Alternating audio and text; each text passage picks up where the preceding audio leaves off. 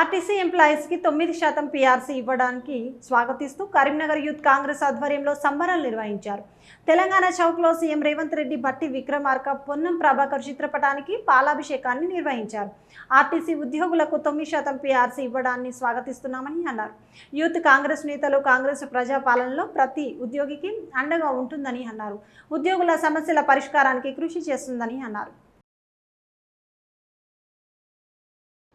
ఉప్పరి విశాల్ గారి ఆధ్వర్యంలో తెలంగాణ ప్రభుత్వం ఆర్టీసీ ఎంప్లాయీస్కు 9% పీఆర్సీ ఇవ్వడం హర్షం వ్యక్తం చేస్తూ ఈరోజు కరీంనగర్ నగరంలో ముఖ్యమంత్రి రేవంత్ రెడ్డి గారు, అలాగే భట్టి విక్రమార్క డిప్యూటీ సీఎం గారు మరియు ముఖ్యంగా ట్రాన్స్పోర్ట్ మంత్రి శ్రీ పొన్నం ప్రభాకర్ అన్న గారి చిత్రపటానికి పాలాభిషేకం చేయడం జరిగింది.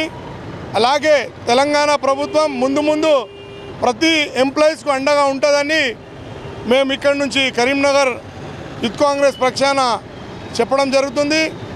తెలంగాణ ప్రభుత్వం ప్రజాపాలన మన గౌరవ ముఖ్యమంత్రి గారు ప్రతి ఎంప్లాయీకి అండగా ఉండడం జరిగింది.